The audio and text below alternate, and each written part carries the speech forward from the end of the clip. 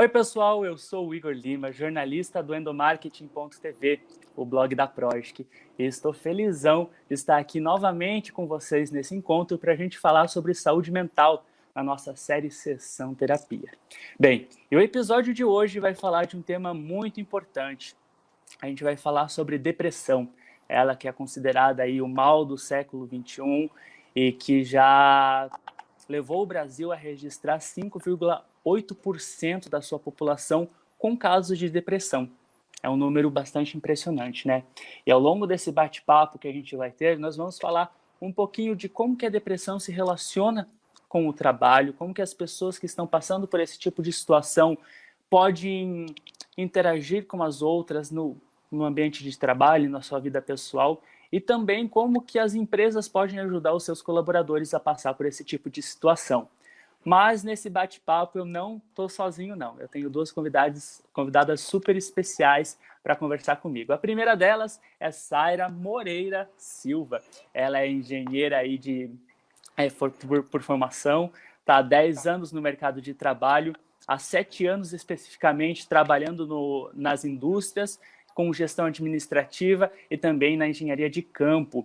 Atualmente ela é estudante de psicologia e tem um canal super bacana no YouTube chamado Leve a Vida Leve, onde ela registra como que ela passou por esse período de depressão e ansiedade. Então seja muito bem-vinda, Saira. Obrigada.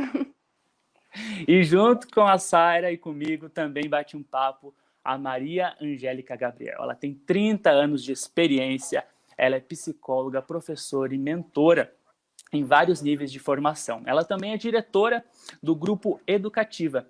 É uma empresa com fundamentos na psicologia, na gestão de pessoas e também na tecnologia da informação. E ela tem também canais de conteúdo super bacanas relacionados a esse tema. No YouTube é Dicas Psi. Correto, Maria? Seja muito bem-vinda. Sim, obrigada. Bem, gente, então eu queria começar esse nosso bate-papo. Muito a gente fala sobre depressão, o que é, e enfim. Existem vários níveis de depressão, como a gente vai conhecer um pouquinho ao decorrer do nosso bate-papo, mas eu queria começar mesmo ouvindo um pouquinho da Saira e como que foi esse período até descobrir que você estava com depressão. Saira, relata um pouquinho para a gente sobre quais foram os sintomas que você passou e como que foi todo o desenvolvimento e desenrolar até você chegar ao laudo que estava passando por esse tipo de situação. Então, Igor, começou, na verdade, faz bastante tempo, porque meu pai, ele é uma pessoa depressiva e bipolar, então eu já convivia com aquilo dentro de casa desde nova, e eu tinha transtorno de ansiedade, eu comecei a apresentar sintomas em torno de 8 anos de idade, e na época não tinha muito conhecimento, eu ia em vários médicos, ninguém sabia o que eu tinha, e isso foi se arrastando por muito tempo, até que com 25 anos, mais ou menos, foi quando minha depressão realmente ficou uma depressão profunda. E eu parei, eu tive que tirar a licença do trabalho, eu não queria comer, não queria sair da cama.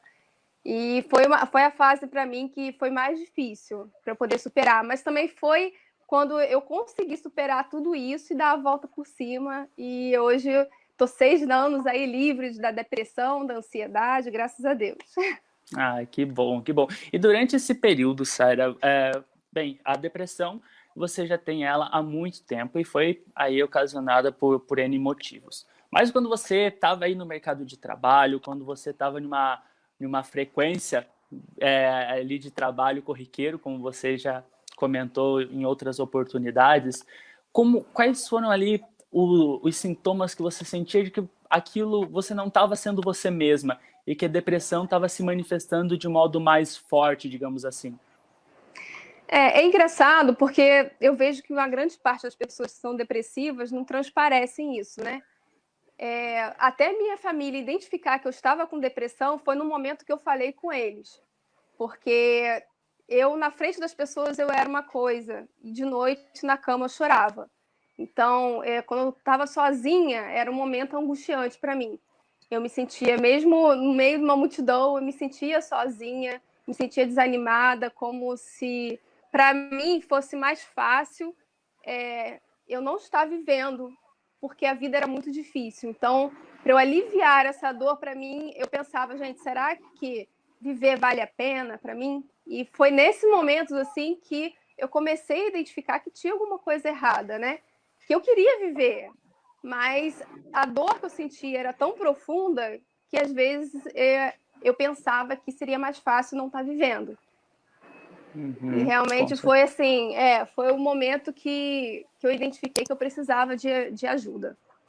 Legal. Maria Angélica, a gente tem ali, até por falta de conhecimento e por falta de informação sobre o assunto, de que a depressão ela só existe em pessoas ali que ficam tristes, que são chateadas, que não querem sair da cama, não querem tomar banho, e realmente não é bem isso.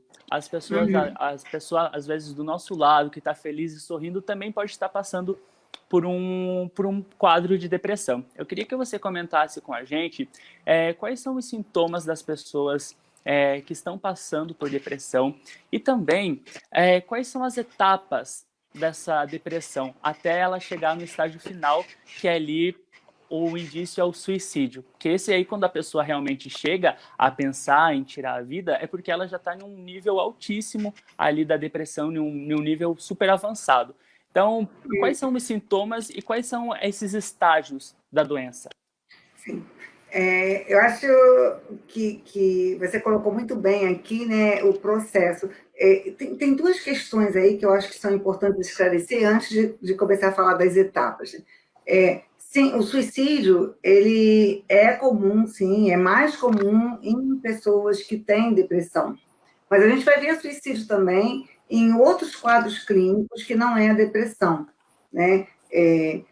O que a Saira colocou muito bem foi essa questão que ela passou, e eu acho que vale a pena trazer, que é a dor. O que a pessoa que sofre depressão, o que ela quer acabar, é com a dor que ela sente. Né? E aí chega uma hora que ela não vê assim, como acabar com a dor se não acabar com ela mesma, porque ela e a dor já são uma coisa só. E eu sempre trabalho muito com essa questão, com o paciente com depressão. Né? A gente entender qual é a dor, o que é que ele quer acabar, né? Principalmente para esses pacientes que já tiveram alguma tentativa de suicídio, né? Alguns pacientes já tiveram algumas tentativas, e outros não. Né? E é muito interessante que o paciente suicida, que tem depressão que chega ao suicídio, você vai observar que quando ele decide pelo suicídio, ele apresenta uma melhora da depressão. É como se assim, já resolvi meu problema. Sabe? E aí, naquele momento que ele está planejando, e isso tem que estar muito atento, a família precisa estar muito atenta, e eu acho que você colocou bem também que a família às vezes não sabe o que fazer. Por quê? Porque nem sempre, agora eu falo dos sintomas, né? Nem sempre você vai ver esse perfil de deprimido, de uma pessoa com depressão, que fica deitado na cama, que não toma banho, né? Que não quer levantar, que não quer fazer nada. Essa é uma fase, né? E alguns quadros de depressão. A gente tem outros níveis de depressão e tem outras etapas antes de chegar aí. Por exemplo, é muito confuso, a gente hoje usa o termo transtorno, né? Eu vou usar o termo transtorno aqui com vocês, porque os colegas usam DSM-5, e no DSM-5 a gente trata com transtorno. Você tem níveis de depressão. Você tem depressão leve, né? E vou falar de uma forma geral, tá? Porque para ficar mais fácil para o público entender. Você tem uma depressão que é chamada depressão leve, e você tem a depressão grave. E você tem o luto normal, que é você ficar deprimido e que você fica triste, abatido, desinteressado pelas coisas, mas que é porque você está vivendo uma perda ali, você está enlutado com alguma coisa da sua vida, e aí você precisa desse tempo mesmo para viver essa perda, se reorganizar e seguir, que é normal, né? E muitas vezes esse tipo de luto normal é também tratado como uma depressão e as pessoas acabam fazendo medicação, e hoje a gente vive aí nesse processo da indústria farmacêutica, né?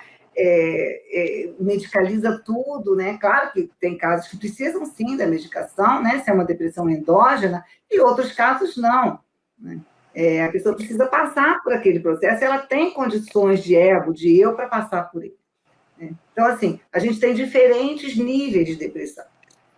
É muito interessante, a Sara falou da ansiedade, né? Eu tive um transtorno de ansiedade, é confuso isso também, né? O diagnóstico diferencial, a gente até tem um curso aqui, diagnóstico diferencial Por quê? É muito difícil, às vezes, fazer o diagnóstico diferencial. E, às vezes, aquela ansiedade, aquela que parece ansiedade, é um movimento de luta contra a depressão, e não um quadro de ansiedade.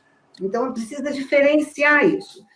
Por exemplo, você falou do seu pai, né? Seu pai tinha um transtorno bipolar. Então, ele ora estava em depressão, ora devia estar em fase de mania, né? E ora devia estar mais ou menos equilibrado, né? Né? O tempo que passa em cada uma dessas fases varia de pessoa para pessoa, né?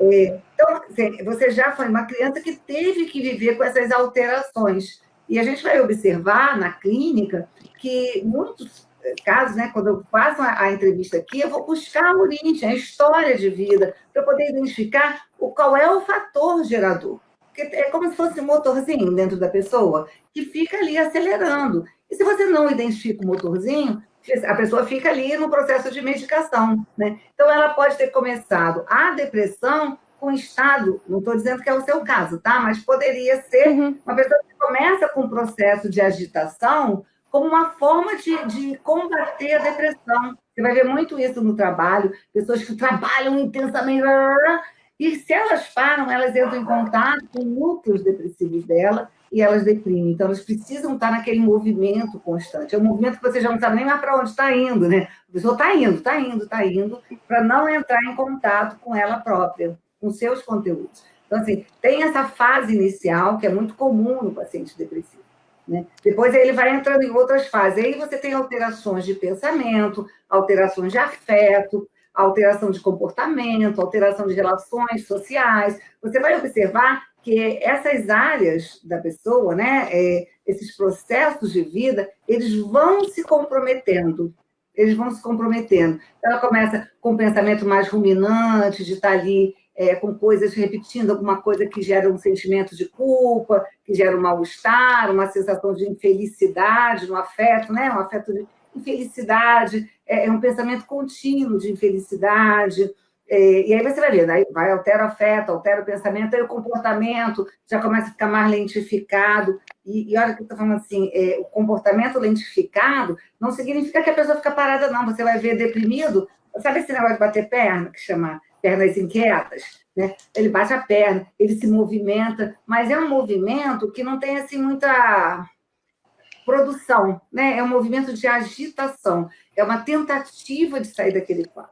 E aí depois ela vai gravando, né? As relações sociais já começam a ficar desinteressantes, as coisas já não dão mais ânimo. Você colocou assim, né? A casa está cheia, o lugar está cheio, mas você olha para aquilo tudo ali, é como se você não pertencesse àquilo. Então, vai dando esse sentimento, né, meio de despersonalização, parece que você não está contigo ali, né? Parece que você está fora daquilo ali. O processo vai aumentando, entendeu? E vai agravando, até alguns casos que, sem tratamento, né, elas vão evoluindo para essa sensação de que minha vida não faz nenhum sentido, eu não aguento, não sei me livrar dessa dor, não sei de onde ela vem, não sei por que tenho isso, e não tem outro jeito, né? E aí ver a solução como terminar a sua vida, né? O término da vida como fosse o término da dor. Mas é muito interessante, não é porque você quer morrer, você não quer mais aquela dor com você. Eu acho importante destacar nessa conversa que é válido a gente saber que cada caso é um caso e que cada situação é uma situação. Então, não dá para a gente generalizar falando que você está passando por depressão por tal ou tal motivo. E eu acho que essa conversa ajuda bastante as pessoas a entenderem um pouquinho sobre o assunto e, principalmente, a, de alguma forma, se identificarem com algum traço da história de alguém ou do conhecimento sobre o assunto que possa levar você a entender um pouco mais sobre a depressão e buscar uma ajuda profissional, que é essencial. E nesse caminho, para você se descobrir, eu queria saber de você, Saira, em que momento que você parou para perceber que precisava de uma ajuda profissional? E quais foram as mudanças de hábitos e de rotina e na sua vida que você teve a partir do momento que você buscou ajuda e foi diagnosticada com depressão? Então, na verdade, eu procurei ajuda com um psicólogo cedo, porque eu fui diagnosticada na época com síndrome do pânico, que eu realmente não tinha na época síndrome do pânico, era o transtorno de ansiedade, porque eu tinha crises de ansiedade com reações físicas, e eu comecei a ir no psicólogo, porém eu não frequentava certinho, né? Era uma coisa esporádica, quando eu me sentia mal, eu ia. Mas depois que eu tive um problema grave no trabalho, que eu sofri assédio, e eu comecei a ter problema com meu chefe com relação a isso, porque ele acabou botando alvo em cima de mim, e juntou com problemas também pessoais, e teve um dia que eu estourei, falei com ele que eu podia, que eu não podia, e quando eu desliguei o telefone, eu não consegui ficar em pé. Eu comecei a tremer, comecei a passar mal, e a partir daí eu não queria mais fazer nada, eu não queria sair de casa, eu não queria comer, eu perdi muito peso em um curto período de tempo. Fui no psicólogo que eu costumava ir, ela falou que eu teria que ficar afastada do trabalho, me passou psiquiatra, e eu comecei a tomar medicamento e ter acompanhamento com o psicólogo. Eu também, como gosto muito de ler, eu comecei a pesquisar muito sobre isso e li muitos livros e comecei a meio que aplicar algumas coisas que tanto que o psicólogo me passava, como que eu também lia nesses livros. E comecei a mudar a minha visão no mundo, né? A forma de enxergar as coisas, vendo que a culpa os problemas e as escolhas das pessoas não tinha como eu fazer a mudança, a pessoa que tinha que mudar. Então, tudo isso, comecei por exemplo, eu queria ser gerente, eu queria, né, aquela coisa, gana de trabalho, que eu quero trabalhar, que eu quero ser bem profissionalmente, e a partir daí, isso para mim já não valia mais tanto a pena, né, você abdicar da tua vida por um trabalho. Então, eu comecei a fazer coisas que eu gostava, que era pintar quadro, eu voltei a pintar quadro, comecei a praticar exercício físico, fazer corrida, pilates, comecei a olhar para mim, me cuidar, a ser um pouco egoísta, né? Porque a gente às vezes tem que ser egoísta e se cuidar, né? Botar você em primeiro lugar. Eu sempre colocava outra pessoa em primeiro lugar. Então resolvi colocar eu mesmo em primeiro lugar. E a partir daí eu comecei a realmente a questionar todos os meus pensamentos, todos os meus medos, todas as minhas dúvidas. E até hoje eu faço isso, né? Até hoje, quando eu me encontro num momento difícil, eu me permito sofrer. É igual você falou, tem um momento que você tem que sofrer, porque você não pode ficar acumulando. Então, eu me permito sofrer, eu boto um tempo, falo assim, é uma coisa muito grande, vou dar 3 dias para sofrer. E eu sofro esses 3 dias, entendeu? E depois, no 4º dia, eu levanto, acabou, meu período de sofrer acabou e eu tenho que retomar minha vida, tenho que voltar a fazer as coisas que eu gosto.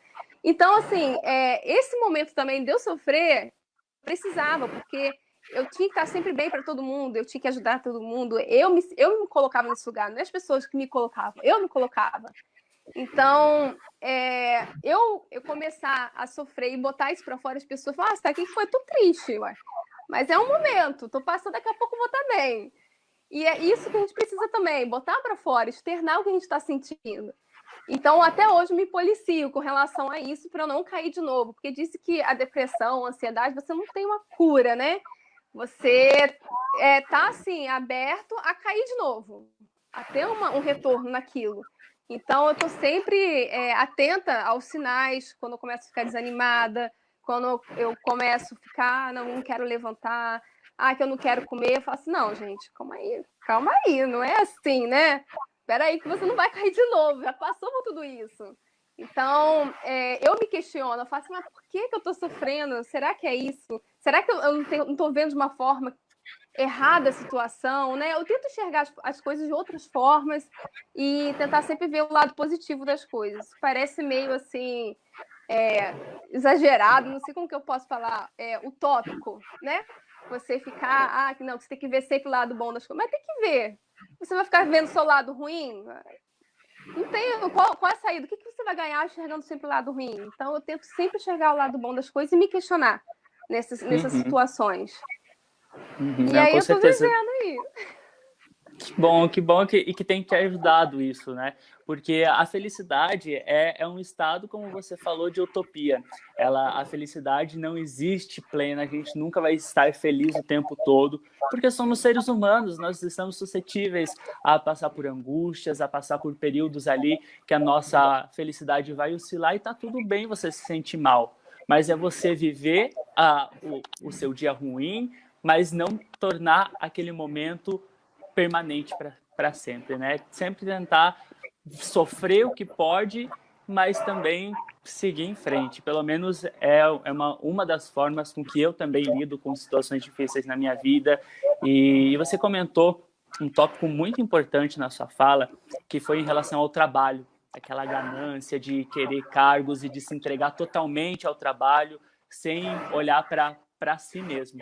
E um dos vídeos que eu acabei assistindo no canal da Maria foi justamente em relação a como que a gente tem essa visão do trabalho hoje em dia. Porque se a gente pegar uma visão antigamente, como você mesma disse, Maria, no seu vídeo, antes a gente perguntava, por que você trabalha? E as pessoas respondiam, eu trabalho para me sustentar. E hoje em dia, essa visão mudou um pouquinho, porque quando a gente pergunta por que você trabalha, existe uma questão de status envolvida. As redes sociais ajudaram muito a potencializar quadros de depressão, porque a gente passa a enxergar o outro como espelho, sem saber da realidade dele. Tem aquela ideia de profissional super-herói, principalmente durante esse período de pandemia, né? A gente estava em casa de profissionais que, poxa, eu fiz vários cursos, cuidei dos meus filhos, rendi 3 vezes mais, etc, etc. Ok, parabéns, você é merecedor disso, mas isso não significa que eu preciso ter o mesmo desempenho que ele teve e que isso não vai me desqualificar profissionalmente. Então, essa visão no campo de mercado e no campo de trabalho mudou muito no decorrer dos anos. E eu queria perguntar para você, Maria, como que a gente pode não se autossabotar com essa falsa impressão de ser pessoas super-heróis? Como que a gente pode, digamos assim, manifestar para os outros que nós não estamos passando por um período tão bom sem medo de julgamento?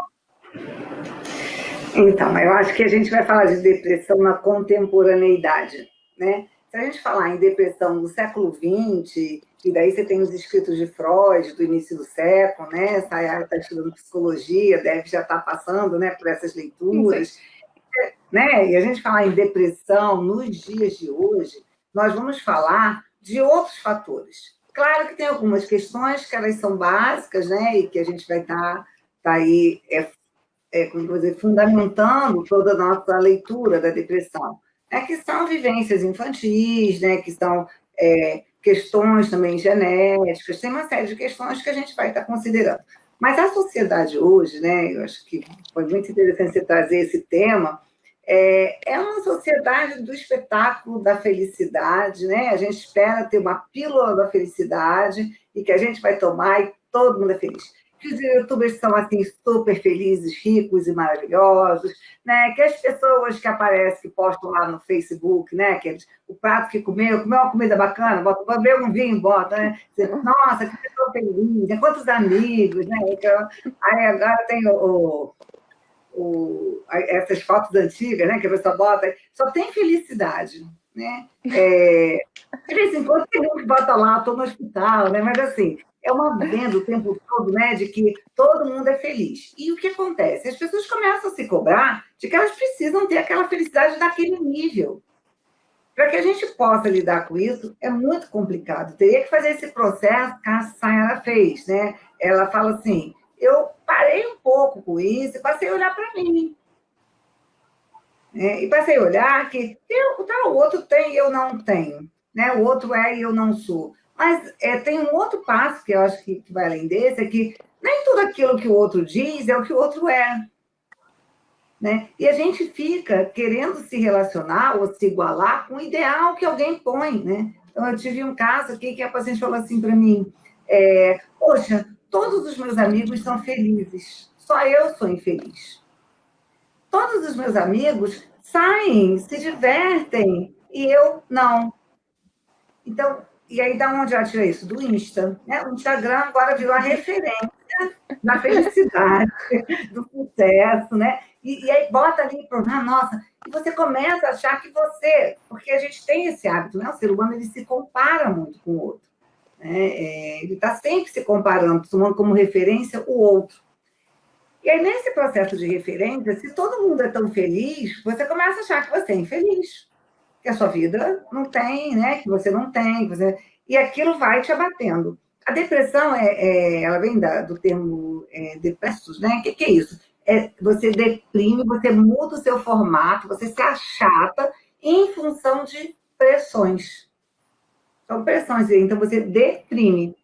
Essas pressões, elas são externas, e eu acho que na contemporaneidade nós temos muitas pressões, né? Muitas pressões de como a gente tem que ser para ser o ideal do outro. E aí foi quando você falou, eu queria ser, né? Eu quero ser o melhor, eu quero ser o que tem mais, eu quero ser o gerente, eu quero ser tipo, no caso aqui, ele queria ser o presidente da empresa, mas a empresa já tem, ele queria ser o presidente da empresa. Então, assim, tem esses movimentos, né, que são internos da ambição de cada um, mas tem uma pressão também de apreço, né? As pessoas são admiradas pelo que elas têm, elas são admiradas pelo quanto de relações sociais ela tem. Você já viu como é que as pessoas ficam? Se não curtir, tem que ter tantas curtidas, né? Se não derem tantas curtidas na tua foto, é porque não está bom, então você tem que fazer uma foto melhor que aquela. A gente está muito em função desse outro. Então, eu acho que um primeiro movimento é repensar, né, esse seu lugar no mundo, né? Que lugar é esse? Que lugar é esse no trabalho? Não tem como, por exemplo, eu fui diretora de uma faculdade, 2 faculdades aqui no Rio de Janeiro, meu trabalho não era nada se eu não tivesse professores, não era nada se eu não tivesse os funcionários que faziam, eu não teria como fazer aquilo. É um trabalho de equipe, né? E não seria nada se não tivesse um diretor acima de mim que eu também pudesse buscar conhecimento para poder conduzir aquilo. A gente não consegue ver dessa forma porque a visão hoje, né, a sociedade hoje é uma sociedade do espetáculo e uma sociedade da felicidade. Então, eu acho que o movimento, você vai precisar fazer um movimento interno muito grande, e eu acho que a análise ajuda muito nesse sentido de você olhar para si, né? Olhar para si e ver assim, que existe alguma coisa muito midiática. Ou você vai se deixar engolir por essas fantasias, ou você vai olhar o mundo com mais dados de realidade. Então, a gente precisa, assim, não só olhar mais para si, mas também olhar para o mundo com dado mais de realidade, né? E entender que as pessoas também têm suas fantasias e colocam. Hoje é muito fácil colocar a fantasia no ar, né? E compartilhar com todo mundo, né? Com certeza. E a partir do momento que a gente entende que a vida não é esse conto de fadas e que existem dias bons e dias ruins, e a gente aceita esse estado de espírito que não seja o de super-herói, e sim de ser humano, como qualquer outro, né? Com altos e baixos, felicidades e tristezas, eu acho que a gente começa a caminhar aí na direção de uma saúde mental mais equilibrada, onde a gente não tem tanta aquela pressão, aquela autopressão, né, de ser alguém ou estar em algum lugar por conta dos outros, e sim entender um pouquinho mais das nossas vontades e as nossas necessidades. E eu queria perguntar para você, Saira, a partir do momento que você constatou que estava passando por depressão, uma fase bem difícil que as pessoas compartilharam conosco, seja nos outros materiais do blog endomarketing.tv, que nós falamos sobre saúde mental, ou até pessoalmente também comigo, quando alguns leitores e colegas meus falaram sobre o assunto comigo, foi que a partir do momento que eles descobriram que estavam passando por depressão, o relacionamento com os outros, ou com alguns, né? Com alguns, foi difícil, porque nem todo mundo tem esse conhecimento sobre o que é depressão. Existe muito tabu em cima do tema. E eu queria saber de você, como que foi esse relacionamento com as pessoas? E quais que foram, assim, os gatilhos que você acabava ouvindo sobre isso, que despertavam aí o aumento das suas angústias e medos durante esse processo de recuperação da depressão?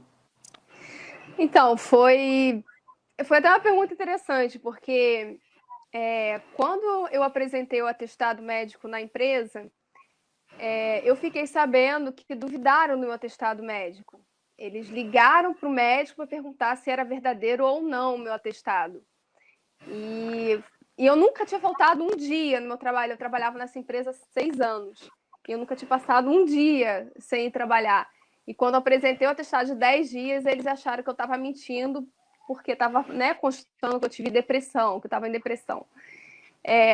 Então, para mim, aquilo ali foi bem forte, né? Porque eu me dava para a empresa, eu me dava por aquele trabalho.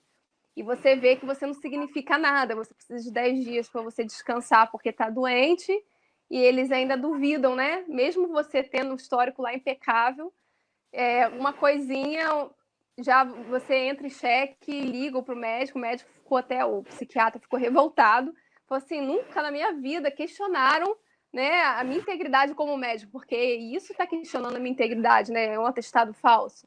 Então, Saira, vai lá e conversa com o RH que tem algum problema.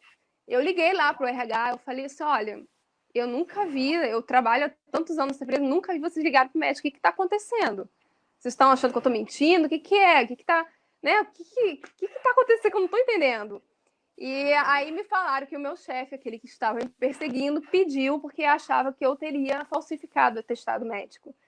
E gerou um conflito dentro da empresa por causa disso, porque o RH não poderia ter entrado em contato com o médico, teria que ser um outro profissional, um médico do trabalho, que lá eles tinham. E o médico do trabalho também ficou revoltado com a situação, e eu falei, olha, para mim não dá mais para trabalhar nesse setor, ou vocês me transferem, ou me mandam embora, um dos dois, porque não dá para trabalhar assim. E foi no momento que eu vi que valia mais a pena para mim largar o trabalho do que continuar do jeito que eu estava. Mesmo tendo bom salário, mesmo tendo a carreira consolidada, mesmo tudo que eu conquistei com o tempo, né, de trabalho duro, né, para mim valia mais a pena eu sair do que continuar trabalhando com as pessoas que faziam o ambiente ficar pesado. E depois, quando eu voltei, inclusive me ligaram durante o atestado médico pedindo se eu poderia retornar ao trabalho porque estava sem pessoal. Aí eu falei, olha, eu tirei 10 dias, gente, para eu poder ficar em casa e descansar minha cabeça. Vocês querem o quê? Que eu fique direto? Porque se eu não consigo descansar 10 dias, como que eu vou voltar a trabalhar? Aí foi aí que eles não me ligaram mais. Deixaram descansar os 10 dias e retornar ao trabalho. Mas depois que eu retornei, continuou, na verdade, piorou a perseguição, porque eu voltei para o mesmo setor, eu trabalhava com os mesmos profissionais, e o meu chefe pedia às pessoas que trabalhavam comigo para poder conferir se eu estava trabalhando e tentar encontrar qualquer rio para me mandar embora por justa causa. Então, nossa, caramba! Então, pessoas que trabalhavam comigo, que eram meus amigos, né, que realmente estavam ali comigo, falavam, olha, Saira, é isso que está acontecendo. Eles estão procurando, ele está procurando um errinho teu para te mandar embora por justa causa. E, nossa, eu fiquei muito, muito revoltada com isso, muito revoltada, porque eu saía, assim, para trabalhar 5, 4 horas da manhã, eu morava numa casa que já era da empresa, ou seja, eu não descansava. Então, eu saía para o trabalho 4, 5 horas, dirigia 3 horas para chegar no local de campo, trabalhava o dia inteiro, às vezes não tinha nem almoço, porque não eram lugares remotos. Então, às vezes, passava o dia inteiro sem comer, só comia biscoito, bebia água. Depois, dirigia mais 3 horas para voltar, às vezes chegar 7, 8 horas em casa para poder preparar o material, mandar para os gerentes. Ou seja, eu não descansava, eu não tinha vida. E a partir do momento que eu vi que eles não valorizavam aquilo, eu falei, quer saber? Eu vou fazer o meu trabalho e pronto. Então, eu vou cumprir o meu horário e a partir daí eu comecei a viver. Porque eu chegava e a pessoa, sai, tem que mandar o trabalho. Eu falei, cara, eu vou para academia. Vou fazer, tô no meu horário de folga, eu acabei meu horário de trabalho. Eu vou fazer meu exercício físico, eu vou ter uma alimentação saudável. Aí, se mais tarde tiver, bem, eu faço e mando para eles, senão só amanhã. E foi aí que eu comecei a mudar, sabe? Porque eu vi que não valia a pena. Eu vi que não valia a pena todo aquele esforço, todo aquele sacrifício, né? E Sim. Realmente, depois que eu mudei de setor, falei com eles que eu queria mudar, consegui mudar, que eu consegui voltar a ter um ambiente de trabalho agradável. A gente fala muito sobre aquele ambiente tóxico de trabalho, né? Que nada agrega na sua vida e que vai te levando a uma exaustão tão grande mentalmente que você acaba desencadeando várias doenças relacionadas à mente, não só a depressão, mas também como ansiedade, minha síndrome de burnout, que são temas dessa série. Mas a gente também pode ter uma pontinha de esperança, porque nós estamos vivendo em um contexto diferente da humanidade, né? Não estamos ali na fase ideal, mas é muito bom ver que algumas empresas hoje em dia, elas estão tendo esse olhar mais humanizado para dentro das empresas, onde a preocupação não é só com os processos, mas também com as pessoas. E é nesse ponto que eu queria perguntar para você, Maria, como que as empresas elas podem tratar assuntos relacionados à saúde mental com os colaboradores? Como que as empresas podem ajudar os seus colaboradores a passarem por essa fase de depressão de modo com que não desperte mais gatilhos para piorar o quadro, e sim para ajudar? Eu acho que a primeira coisa que a gente tem que falar, né, é como surgiu essa coisa da saúde do trabalhador nas empresas, né? Não surgiu por uma preocupação, a gente vive, né, no mundo capitalista, e não surgiu assim, por uma preocupação com os trabalhadores e com a saúde dos trabalhadores.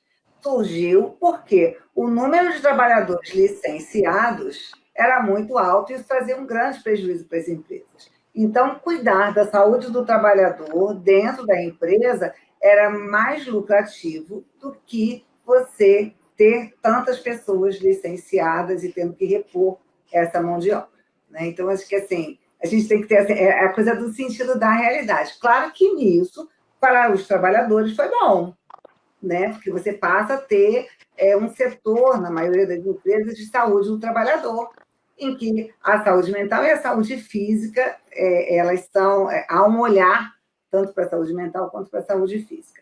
Hoje, a gente tem um número altíssimo, né, de casos de depressão, de síndrome do pânico, decorrente de situações de trabalho.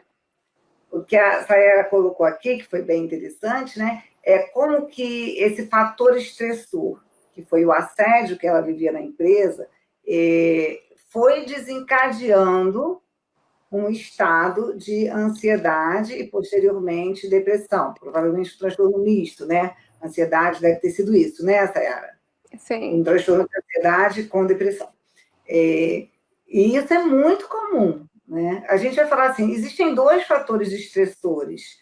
Um está muito ligado ao trabalho e o outro nem tanto, né? Só como no caso de demissão, que é a perda. Perda é um fator desencadeador, é um estresse, né? Que desencadeia um estado de depressão. E outro é golpe, que eu costumo chamar de golpe à autoestima e autoconfiança da pessoa. Então, me parece que o que a Sayara sofreu foi um golpe à autoestima e à autoconfiança. Ela se dedicava ao trabalho, ela tinha uma autoconfiança no que ela fazia lá, né? E aí ela foi sendo golpeada. Sabe? É o que a gente vai chamar de uma violência psicológica, né? Ela vai sendo pressionada. Daqui a pouco a autoestima dela também já estava baixa. Por quê? A empresa que você se dedica não confia em você, o que você leva não é confiável, né? E aí você começa a pensar, caramba, então eu não sou a pessoa que eu estava pensando que eu era aqui. Esses processos vão, e hoje a gente tem muitos casos, né? Não que não tivesse anteriormente, mas acho que hoje, com as redes sociais e com os mecanismos de comunicação, a gente tem muito mais acesso a esses assédios no trabalho. A saúde do trabalhador é um setor muito interessante, né? Que ele, embora trabalhe para a empresa, mas há também um olhar para o funcionário, né?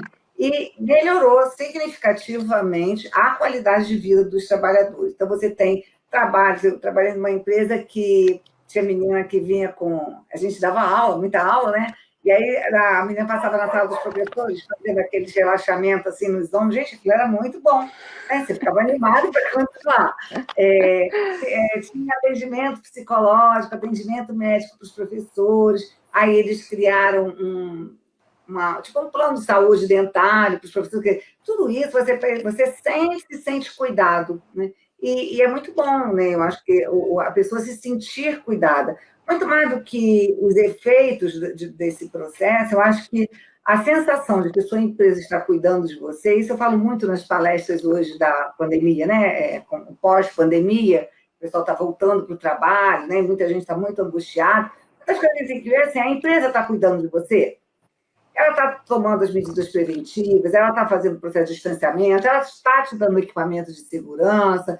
Se você está se sentindo acolhido, você vai. Eu acho que é como você se sentia na empresa, né? Você se sentia acolhida. E, de repente, parece que as coisas viram por uma questão de um assédio e aquilo vai virando, você não sabe como lidar, né? Então, eu acho que os serviços de saúde do trabalhador, eles ajudam muito nessa melhora da qualidade de vida, mas a gente tem que entender, assim, não é uma coisa mais social, nem mais voltada para o trabalhador, tem também os interesses da empresa aí, que cria os serviços para poder, economicamente, viver melhor.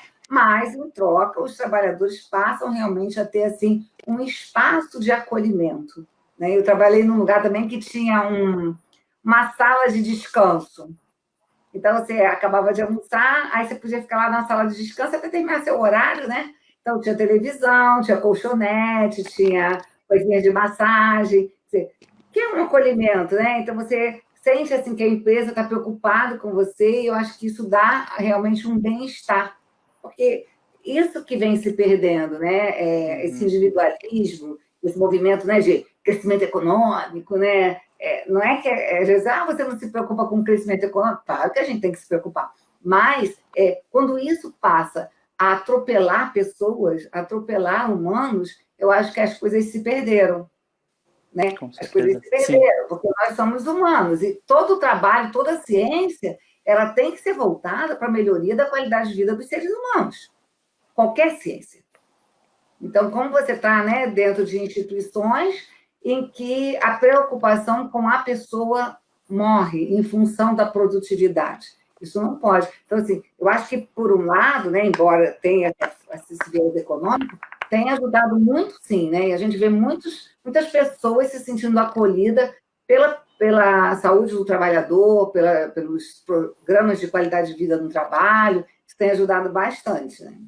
Não, com certeza. E já foi provado aí por A mais B, de que quando a empresa se preocupa genuinamente com o seu colaborador, pensando na qualidade de vida dele, não só na forma de produção, mas olhando para ele, escutando ele, fazendo ações e campanhas corporativas que estimulem ele a se sentir melhor no ambiente de trabalho, a produtividade vem, o engajamento vem, o vestir a camisa se manifesta muito mais e você consegue o lucro através da saúde mental de forma positiva, né?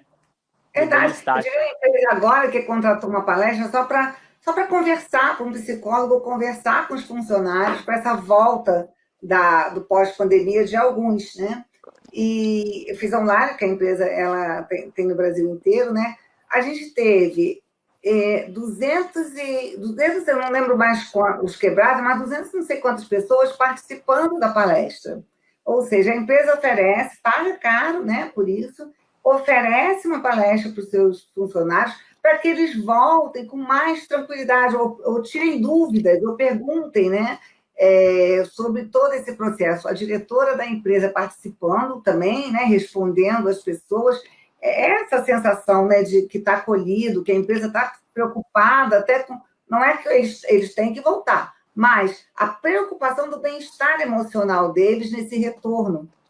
Excelente. Que tem a questão da saúde física, mas também tem medo, tem ansiedade, tem medo de contaminar, tem medo, né? Tem uma série de medos que também precisavam ser verbalizados, ser falados, serem apresentados, para as pessoas poderem atravessar esse momento. Então, assim, é muito interessante, assim, aí depois eles botaram no LinkedIn os funcionários, sabe? Você vê assim, como os funcionários se sentiam acolhidos, e isso é muito importante numa empresa, né? E aí, mas precisa dessa visão mais humanista, né? A empresa precisa entender que ali são pessoas, que ela está se relacionando com pessoas. Excelente, é isso mesmo, Maria. Bem, caminhando aí para o final do nosso bate-papo, eu queria encerrar te perguntando, Maria, A gente falou até agora sobre depressão e como lidar com o assunto. Mas quando o meu colega está passando por um período difícil na vida dele, como eu, leigo no assunto, que não entende ou não passou por essa situação, posso ajudar ele de alguma forma? O que eu, como colega de trabalho e como pessoa, posso fazer para não piorar a situação da pessoa ao lado?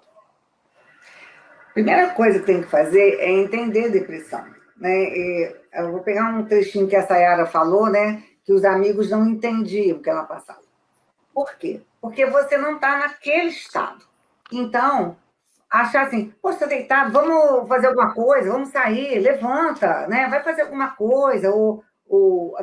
Teve uma vez que eu escutei uma coisa horrível, mas eu escutei, vou repetir aqui, né? Ah, se tivesse que lavar roupa, passar, cozinhar, não estava assim.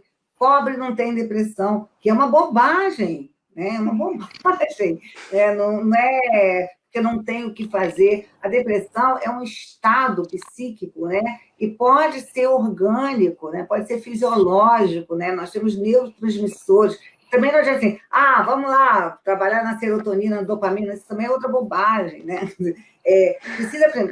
A medicação vai funcionar para quem tem depressão endógena, está faltando aquilo, então complementa, né? Bota o sintético ali. Para quem não tem, que são depressões situacionais, né? Ou relacionada com questões de vida da pessoa, é psicoterapia. Então, assim, o tratamento medicamentoso é psicoterapia. Um amigo, né, ele não é psicoterapeuta, ele não é psiquiatra, como ele vai fazer?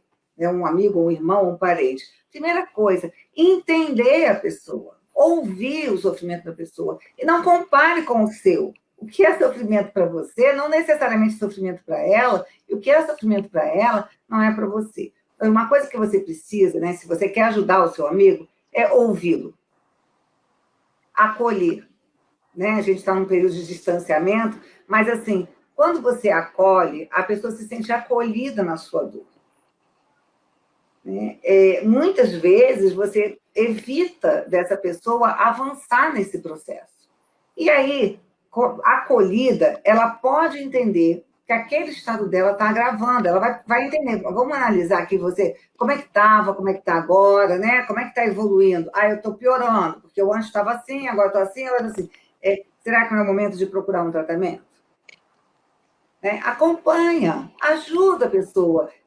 Muitas vezes, imagina, a pessoa está deprimida, né? Está achatada, está pressionada. Aí você começa a fazer pressão. Não, você tem que levantar e você faz pressão do outro lado. Você está achatando mais a pessoa. É esse cuidado que a gente tem que ter. Não achate mais a pessoa, porque ela já está deprimida. Né? Então, não achate mais com a ideia que você tem do que é bom para ela. Então, acho que assim, acolher a pessoa, ouvir a pessoa e perceber ali se há uma gravidade, né, tal, que ela precise já imediatamente de um tratamento. Né? Às vezes a pessoa quer tentar por ela própria. Não, quero tentar mais um pouco por mim. Não acontece assim, Sayara? Você pensa assim, não, quero tentar mais um pouco, né? Se eu não melhorar, eu faço o tratamento. Bom, ela vai tentar mais um pouco, mas você está ali acompanhando ela. A partir do momento que ela passa a ter um acompanhamento, ela vai, né, um trabalho integrado e sério, né? Porque não adianta tomar um monte de medicamento antidepressivo, porque antidepressivo, ele só vai dar reequilíbrio bioquímico. Dependendo do tipo de depressão, a psicoterapia é fundamental. É fundamental, porque ali é o espaço onde você vai aprender a viver com o seu sofrimento. Uhum. A relacionar de forma diferente o que você vive com o que o outro vive. Então, assim, você tem vários tipos de depressão. Você tem depressões de estruturas psicóticas, estruturas neuróticas. Aí a gente teria que fazer um outro encontro para falar os tipos de depressão. Mas, assim, a princípio, né, acolher, ouvir. Não fale o mínimo possível, ouça mais. Né? E acolhe e ajuda a essa pessoa a se conduzir para o tratamento. Maravilha. Ô, Igor, só queria fazer um comentário rapidinho sobre isso, porque realmente eu saí do estado depressivo por vontade própria, porque eu não tive uma ajuda externa. Eu queria ter tido uma ajuda externa, como você falou, né? De alguém chegar. Minha mãe é uma pessoa maravilhosa, mas ela, quando eu falava com o psicólogo, ela falava assim, se você quer conversar, conversa comigo. Para que você está gastando dinheiro com isso? Então, toda vez que eu ia para o psicólogo, eu ouvia isso. Eu falei, mãe, eu vou. E pronto, eu ia. Porque eu queria melhorar, sabia que eu precisava. Mas se a pessoa já está no estado, né, que está indo sem aquela vontade, sem aquela gana de melhorar, um incentivo desse, né, a pessoa acaba desistindo de um tratamento. Outra coisa também que eu ouvia muito, mas você tem um bom trabalho, você é formada, você tem comida dentro de casa, tem casa, para que isso, gente? Se você não estivesse morando na rua, eu até entendia. São coisas assim que as pessoas realmente não entendem, que falam achando que está ajudando, mas piorando mais a situação. Porque você sente, gente, realmente eu tenho tudo. Por que eu tô assim, né? Pô, eu sou tão... Você fica pior, né? Porque aí você assim, caramba! Né, cara? Por que eu tô assim se eu tenho tudo? Não, tem uma coisa errada. Nasci com defeito, eu tenho tudo e não consigo melhorar, né? Que é um erro, é um problema. As pessoas falam com a intenção de ajudar, mas isso prejudica muito, né? Então, o ideal é isso, acolhe, ouve, né? Deixa a pessoa chorar ali com você, entende que a dor de cada um é de cada um, né? A dor do outro não gosta. E de repente, para você, ter esse monte de coisas te faria feliz, e para o outro, não. É isso mesmo. Bem, Saira, para a gente se despedir aqui, como eu comentei no comecinho aí do nosso bate-papo, você tem um canal no YouTube, nas redes sociais, aí Facebook, Instagram, Leve a Vida Leve, onde você fala diretamente com as pessoas. Então, eu queria finalizar essa nossa conversa com um recado seu para quem está nos assistindo ou está nos ouvindo sobre a depressão em si. Qual a mensagem final que você deixa para as pessoas? Então, gente, é difícil, o caminho é duro, mas é compensador. E você correr atrás, conseguir passar por isso, você vai ver que a vida tem muito, muito a oferecer e que você vai conseguir enxergar o lado bom das coisas um dia. Vai sim, é só você ter força de vontade e procure as pessoas que são boas para você, se aproxima delas, se sinta feliz, se valorize e olhe para você mesmo. Essa é a coisa mais importante, é você ver que você é importante. Né? Porque você às vezes quer que as pessoas vejam que você é, mas você não se vê como uma pessoa importante. Então você faz diferença. Você acha que não vai sentir falta, mas vai sentir falta, as pessoas vão sentir sua falta. Então seja forte e que isso é uma fase, você vai conseguir passar, é só ter força de vontade. É isso mesmo. E para o pessoal que quiser conhecer um pouquinho mais sobre o seu trabalho, Saira, o espaço fica aberto aí para você divulgar seu canal e seus contatos.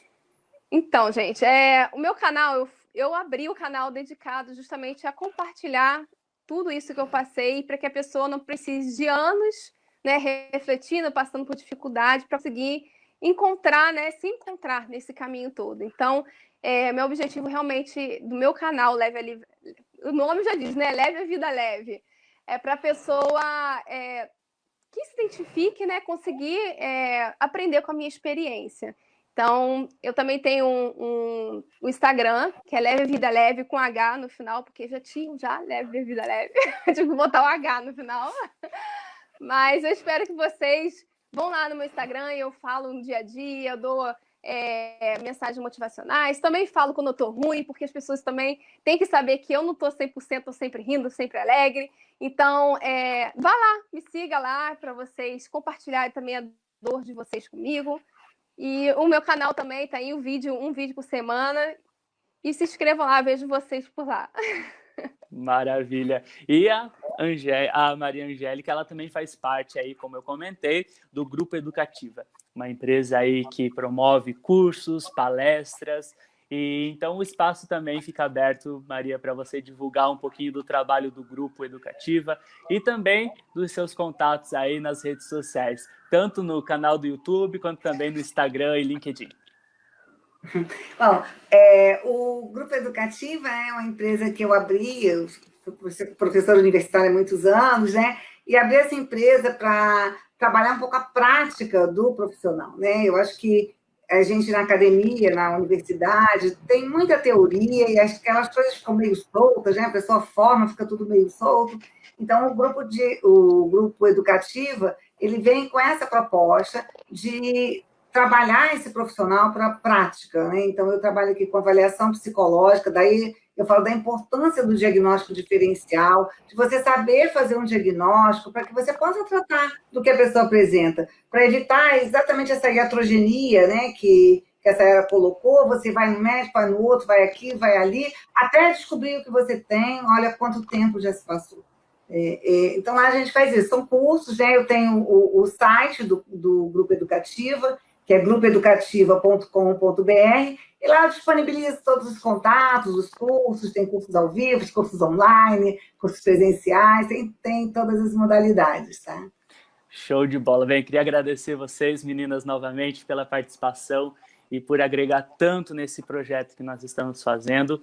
E você que está nos acompanhando, seja pelo blog endomarketing.tv ou esteja ouvindo esse episódio através do nosso podcast, o Projecast, não deixe aí de continuar acompanhando os materiais que nós estamos produzindo. E também de se inscrever aí no nosso podcast, seja no Spotify, no iTunes, no Google Podcasts, em todas as plataformas de streaming. A gente vai continuar produzindo outros materiais relacionados à saúde mental, e não só sobre a saúde mental, mas também sobre gestão de pessoas, comunicação interna e liderança. Muito obrigado pela companhia, fiquem bem e a gente volta a se encontrar em breve no próximo episódio aqui do Sessão Terapia. Muito obrigado, pessoal, e tchau, tchau. Tchau, obrigado, Igor, pelo convite. Tchau. Valeu.